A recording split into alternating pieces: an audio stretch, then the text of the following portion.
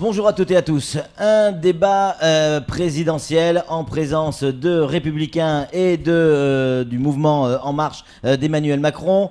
C'est Bakar Ali Boto qui va représenter Emmanuel Macron aujourd'hui. Bonjour. Bonjour Patrick. Et on a également Piscou qui est avec nous, qui va représenter Monsieur Fillon pour les Républicains. Tous les deux sont directeurs de campagne. Messieurs, bonjour. Bonjour. Alors, première question, Bakar Ali Boto, Piscou. La question, c'est la suivante. D'après vous, où vous situez politiquement Emmanuel Macron? Avec le discours politique qu'il a eu hier sur les programmes, est-ce que Macron fait semblant de ne pas être à gauche ni à droite, ou est-ce qu'il est vraiment à droite ou vraiment à gauche? Oui, moi je dirais il n'est ni à droite ni à gauche, ni encore moins au centre. Puisque j'ai eu l'occasion de le dire, c'est que le mouvement En Marche est né du constat du fait que désormais, depuis un certain temps, depuis l'arrivée de M. Hollande à la présidence, il n'y a plus de gauche républicaine, puisqu'il y a eu le mouvement des frondeurs que vous connaissez, qui pendant 5 ans a pollué la présidence de Hollande. De la même façon, il n'y a plus de droite, il y a des droites, donc il n'y a pas de droite républicaine, puisque même si Fillon il pouvait être élu, il n'y aurait pas forcément de majorité de droite au sens strict du mot, puisque nous savons très bien qu'en termes philosophiques et idéologiques, les fillonistes et les jupéistes ne sont pas forcément dans ne voient pas les choses de la même façon. Donc vous voyez, pas de majorité républicaine, non, pas de majorité parlementaire à gauche, pas de majorité parlementaire à droite, et par conséquent au milieu, qu'est-ce qu'on constate? Qu'il y a en fait en réalité deux camps pratiquement séparés. D'un côté, nous avons les conservateurs, qui sont représentés du côté de la droite, notamment par Fillon, et de l'autre côté, enfin, à gauche, nous avons aussi des conservateurs, comme Mélenchon par exemple. À droite, non, à gauche cette fois-ci, nous avons aussi des progressistes, par exemple en Marche, le mouvement En Marche, les macronistes, nous sommes des progressistes. Mais nous avons aussi des progressistes du côté de la droite, et par conséquent, aujourd'hui, le camp est divisé entre plutôt progressistes et conservateurs. Piscou, pour vous, droite ou gauche, Emmanuel Macron? Le problème ne se pose même pas. D'abord, quand on écoute la démonstration de mon ami, d'abord, il est nulle part Macron, c'est un ovni politique. Puis, vers la fin de son débat, de son intervention, il le place à gauche. Mais au niveau national, on voit que tous les amis de François Hollande sont en train de le rejoindre. C'est un signe fort. Mais voyons ce qui se passe chez nous. Hier, on ne va pas loin. Ouais. Quelles sont les personnalités qui étaient là-bas en petit air? C'est que les gens qui ont été sur la photo de Hollande en 2012. Autrement dit, des gens de gauche. Il manque une personne. C'est Ibrahima Bakar. Mais ça ne nous a pas échappé que son assistant parlementaire, l'ancien maire de Dembéni, Sohaibou, était là pour le représenter. Il y avait Ramlati également qui était là. Je vous dis... Merci de me dire. Non, mais qu'elle était là, c'est pas un scoop. Ramlati a eu l'investiture de la gauche, du Parti Socialiste, dans la circonscription numéro 1, contre le candidat, le député sortant. Ibrahim Aboubacar soutient Hamon, excusez-moi. Ah non, en fait, oui, c'est... Officiellement, il l'a déclaré sur ce plateau. Ils le disent. Ils disent tous qu'ils soutiennent le candidat qui a été investi par la primaire de la gauche. Mais sur les faits, il faut vérifier, quoi. Moi, j'aimerais qu'on revienne sur le programme de Macron. Parce que là, c'est ce qui nous intéresse. On ne va pas rentrer dans le petit jeu politique qu'on peut connaître en métropole. Nous, ce qui nous intéresse, le point commun entre nous tous, c'est l'île de Mayotte. L'intérêt de notre île, l'intérêt de nos entreprises, de nos salariés, des gens qui cherchent du travail. Il a évoqué, notamment sur le plan économique, on reviendra sur l'immigration, mais il a évoqué sur le plan économique une idée qui n'est pas idiote, 15 000 euros pour l'employeur pour pouvoir aller chercher ce qu'il appelle les emplois francs, aller chercher des jeunes qui sont sans emploi et l'employeur va pouvoir avoir la possibilité de les embaucher. C'est pas mal ça. Patrick, vous n'êtes pas aussi obtus. S'il n'y a pas de relance économique, même si on donne des primes, il n'y aura pas d'embauche. Et c'est ça le péché mignon des gens de gauche. C'est cet assistanat qui consiste tout le temps à donner des cadeaux alors que les gens ont besoin d'activités pour pouvoir vivre d'eux-mêmes de leur activité. Dans la relance économique, il en parle avec le milliard prévu pour les DOM. Très bien. Milliard pour les DOM. C'est très ouais. bien. Faisons le calcul. Il y a 12 collectivités. Mais il a dit priorité Guyane et Mayotte. Hein. Oui, mais il a refusé de dire quel part il y a pour Mayotte. Ouais. Donc, si on fait le calcul, on va se retrouver rapidement à une portion congrue pour Mayotte. Mais je voulais revenir sur les grands investissements. Il a dit quoi sur la piste longue? Oui, mais... Il a dit quoi? Ça, c'est un investissement concret. Mais Dès que vos amis sont arrivés au pouvoir, ils l'ont arrêté. Nous, on a fait l'aérogare, on était prêts, on a lancé le débat public, on était prêts à le faire. Vous dites quoi? Oui, mais il a dit hier, il va reprendre l'ensemble des investissements qui étaient prévus depuis très longtemps, notamment le port, l'aéroport. Aujourd'hui, on ne va pas lui demander l'enveloppe qu'il faudra, d'autant plus que hier non plus, quand c'était la droite, on ne nous avait pas communiqué l'enveloppe. On était en train de faire une démarche pour avoir une piste longue. Concernant les milliards qui sera affecté à l'outre-mer et notamment à Mayotte et à la Guyane, c'est sûr que c'est un investissement supplémentaire ou complémentaire. C'est pas ça, mon cher ami, tu sais très bien qu'il y a des investissements contractuels régulièrement, que l'État signe en tout cas des conventions avec le département, avec les communes, etc. Mais c'est de l'argent supplémentaire, ce ne sera pas le budget de Mayotte à ce moment-là. Donc moi je dis, au fond, je peux être d'accord avec toi sur une chose, la création de l'emploi, c'est pas à Mayotte que ça se passe en réalité. Depuis très longtemps, c'est pas Mayotte qui est le moteur de la création de l'emploi, mais le moteur de la création de l'emploi se situe au niveau national. Et depuis très longtemps, que ce soit de droite ou de gauche, le chômage augmente régulièrement. C'est pour cela que Macron propose autre chose aujourd'hui. Qu'est-ce qu'il dit au fond? Écoutez, ne vous battez pas entre gauche et droite.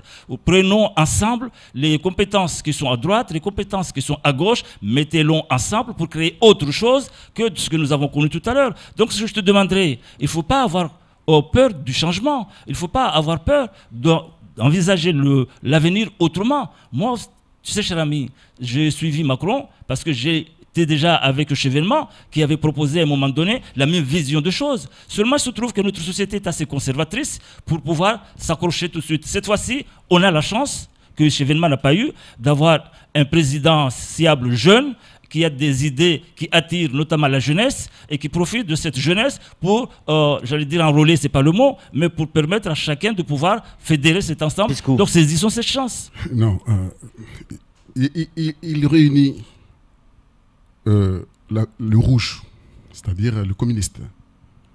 Il réunit le vert, Cohn-Bendit. Il réunit le jaune, Bayrou. C'est un Rastafari.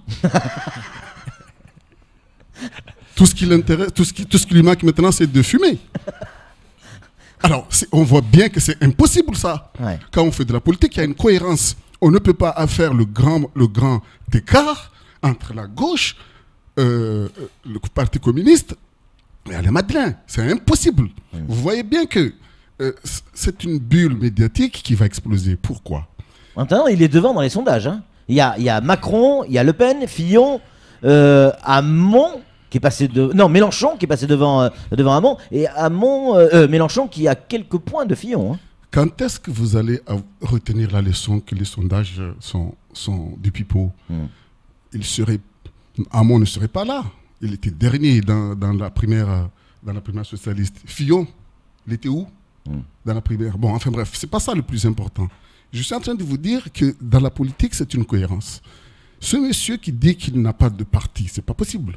Vous êtes fanat de rugby comme moi. Vous ne pouvez pas aller jouer au match l'après-midi si vous n'êtes pas dans une équipe. Quand vous faites de la politique, vous devrez être dans une structure organisée et pouvoir donner une orientation à la population. On ne peut pas venir comme ça. Je vous ai dit, c'était un ovni. Il vient là, ouais, je vous fais rêver. C'est un grand parleur. Il raconte des histoires. Un beau parleur? C'est un beau parleur qui raconte des histoires pour endormir. J'aimerais qu'on aborde, Bakar Ali Botto, l'immigration. Il s'est planté sur l'immigration. Il a dit des choses, je ne sais pas qui l'a conseillé, mais il a dit des choses où il s'est planté. Quand il dit effectivement que les Comores n'accueillent pas ou refusent les immigrés qui sont reconduits. C'est pas vrai. il les accueille. Les Comores accueillent les personnes qui sont reconduites. Il s'est planté également sur l'immigration quand il dit que Mayotte, c'est le département français où il y a le plus d'immigration. C'est faux, c'est la Guyane en premier. Et il n'était pas au point sur l'immigration. Hein. Justement, par rapport au point précédent, oui. On dit Macron, il vient de nulle part, mais, ou il est socialiste en général, mais il faut quand même être né quelque part. C'est vrai qu'il est d'origine socialiste. Maintenant, même Mahomet ou Jésus-Christ ou les prophètes en général sont aussi nés dans une société de religions différentes. Non, je n'ai pas dit qu'il était prophète. Jésus-Christ, qui est le prophète des chrétiens, est né juif d'abord. Et puis à partir de là, il a quitté parce que Dieu lui a autorisé d'aller au-delà. Donc on a exactement la même chose. Donc être né quelque part n'est pas forcément un handicap, un défaut pour pouvoir devenir meilleur par la suite. Au contraire, vous comprenez qu'il est maintenant le prophète des Rastafari. Non, donc voilà, en tout cas, ce qui est sûr, la majorité des Français le suivent. La majorité des Maoris aujourd'hui semblent le suivre. Donc ça veut dire vraiment c'est quelqu'un d'extraordinaire, peut-être un prophète, c'est peut-être pas grave. Je reviens sur l'immigration. Voilà. Non, je pense que pour la Guyane, c'est sûr que c'est une question aussi de... ils sont nombreux là-bas, mais on n'a pas la même superficie. Quand même, Mayotte, c'est rien du tout comparé à la Guyane. Donc, rapporté au mètre carré, c'est sûr que c'est Mayotte qui a le taux d'immigration le plus élevé dans l'ensemble du territoire national. Donc là-dessus, il n'a pas été mal conseillé, il a les informations qu'il faut. Par contre, je pourrais dire, peut-être il a été mal conseillé, forcément. Vous savez, on n'a pas que des bons conseillers. Quand on est un grand leader, quand on est un chef, on a toujours à côté, autour de soi, quelques-uns qui sont un peu, voilà. Bon, c'est le fait de lier, personnellement, je veux dire, en tout cas de mon point de vue personnel, lier la lutte de l'immigration et le développement des Comores, c'est-à-dire attendre le développement des Comores, mais c'est pas ça ce qu'il voulait dire, ce qu'il a dit. Si on veut que Mayotte devienne une terre paisible, que les immigrés clandestins, que les voisins ne viennent pas ici, il est souhaitable de faire en sorte aussi de développer à côté, c'est-à-dire utiliser la coopération régionale. Mais il n'a pas dit, en fait, en réalité, qu'il va attendre le développement des Comores pour lutter contre l'immigration à Mayotte. Il n'a pas dit ça, il n'a jamais dit ça. Il a ajouté d'ailleurs hier qu'il va renforcer les moyens en termes de police, en termes de vedettes rapides, en termes de contrôle des frontières, en termes de contrôle interne au niveau local. Donc il a dit un certain nombre de choses qui se font aujourd'hui, mais qui vont être renforcées de telle sorte que l'immigration ne vous fasse pas les difficultés que nous avons aujourd'hui. Piscou pour les Républicains. C'est très facile. Je vous dis que Macron est le ministre de Hollande jusqu'à récemment de l'économie. Depuis que Hollande est là, ce département est à genoux. Donc il y a contribué grandement. Ce qu'il veut maintenant, c'est poursuivre. Depuis qu'ils sont là, on regarde des investissements. Fillon nous a accordé 50 millions d'euros pour ce qu'on appelle la relance économique. Ce qui nous a permis de faire des routes. Et d'ailleurs, ça, c'était l'époque de Marie-Luce Panchard, si je ne dis pas de bêtises. Exact. Ouais. D'ailleurs, le député Brema Bakar ne s'est pas fait prier pour faire la route entre Sada et Porwani. Hein. Maintenant, pour son gouvernement socialiste, quelle est la part d'investissement qu'ils ont pu mettre ici? Nada, zéro. La seule chose qu'ils ont pu faire, c'est l'investissement au service des impôts et les investissements à la préfecture, juste pour accueillir les amis immigrés. En dehors de ça, rien pour Mayotte. Et ça continue. Monsieur Macron vient hier, j'ai failli casser mon ordinateur parce que j'écoutais en direct aussi. Hein, ouais. Quand j'ai entendu que tout ce qui l'intéresse, c'est développer les Comores. J'ai retenu ce mot précisément. Il ne faut pas se voiler la face. On ne pourra rien faire. Donc, il y a un abandon total de l'État ici. Et ils veulent encore continuer ça. Tout le monde est d'accord pour dire qu'on peut régler la situation de l'immigration par la coopération régionale. Tout le monde le dit, à droite, à gauche, en haut, en bas, au centre, tout le monde le dit. Alors, vous ne pouvez pas dire aujourd'hui, non, ils se plantent sur la coopération régionale. Ils se plantent sur la coopération régionale parce que pour avoir une coopération régionale, il faut qu'il y ait des interlocuteurs. Il n'y en a pas là-bas. Pour ça, cher ami, ce qu'il a dit, effectivement, entre autres, il a dit il faut penser aussi au développement des Comores. Mais ce qu'il a dit, en fait, en réalité, par rapport à ça, il a dit maintenant il faut conditionner l'aide française aux Comores par l'obligation des dirigeants comoriens de pouvoir lutter, en tout cas d'accepter de lutter contre l'immigration. Mais clandestine, moi je pense que c'est une bonne idée. Le fait de dire aux Comoriens, aux dirigeants comoriens, écoutez, voilà l'argent, on vous en donne régulièrement, on va augmenter encore plus cette fois-ci, à condition que vous preniez vos responsabilités pour nous aider à arrêter les personnes qui viennent de chez vous, Je pense que ça n'a jamais été pratiqué par le passé. Azali, qui est là, le président Azali, moi j'ai eu l'occasion de participer à la commission mixte franco-comorienne il y a 2005. C'est Azali qui était président à l'époque. Il avait accepté il avait fait beaucoup de compromis. Malheureusement, il n'a pas pu les appliquer parce que quelques mois après, il n'était plus au pouvoir, il a été chassé. Moi, ce que je dis, cher ami, aujourd'hui, le vrai problème, c'est pas ces dirigeants nationaux qui viennent ici, mais que c'est forcément mieux, enfin au moins aussi bien que moi, que ces dirigeants qui soient de droite ou de gauche considèrent l'outre-mer en général et Mayotte en particulier comme étant une terre étrangère, entre guillemets. Ça veut dire qu'ils n'appliquent pas la même politique à métropole qu'à l'outre-mer. Quand ils sont en métropole, ils sont, c'est vrai, en opposition par rapport à leur politique à appliquer sur place, mais quand il s'agit de l'outre-mer, quel que soit le dirigeant de droite ou de gauche, ils ont à peu près la même politique pour nos outre-mer. Moi, ce que je voudrais dire par là, juste pour finir par rapport à ça, maintenant, ce qu'il faut, c'est à nous, en fait, cher ami. Oublions, laissons de côté ces clivages droite-gauche qui n'ont rien à faire à Mayotte, qui n'ont même pas de sens à Mayotte. Tu es de droite. Je suis de droite, tu as mis une cravate, c'est vrai que tu n'as pas mis la veste aujourd'hui. Tu es de gauche. Moi, je suis chevènementiste, ça veut dire gauche. Gauche, centre-gauche, c'était centre-gauche. Hein. Aujourd'hui, tu as mis la cravate, tu n'as pas mis la veste, comme moi, mais d'habitude, tu la mets. Alors qu'en métropole, quand tu dis quelqu'un de gauche, rien que la façon de s'habiller, son comportement, on voit déjà tout de suite que c'est un mec de gauche. Et quand on dit c'est un mec de droite, excusez-moi du terme, ça se voit aussi ne serait-ce pas les apparences. À Mayotte, ce n'est pas le cas. Nous avons pratiquement évolué dans le même environnement. Donc ce qu'il nous faut, c'est nous maintenant qu'il faut faire en sorte de... voilà. Nous, ce qui nous intéresse dans cette histoire, c'est la proposition de Fillon. C'est-à-dire permettre... Plus porter de veste. Permettre aux détenteurs de cartes de séjour de circuler sur le territoire national. Première chose. Deuxièmement, de supprimer le droit du sol ici. Tout ça, depuis que la gauche est là, nous avons une explosion des naissances à la maternité de Mamoudzou. En résumé, Sarkozy, Fillon nous ont apporté la départementalisation. Hollande, Macron nous ont apporté des étrangers. Il faut conclure. J'ai encore une question à vous poser, pratiquement la même à vous deux.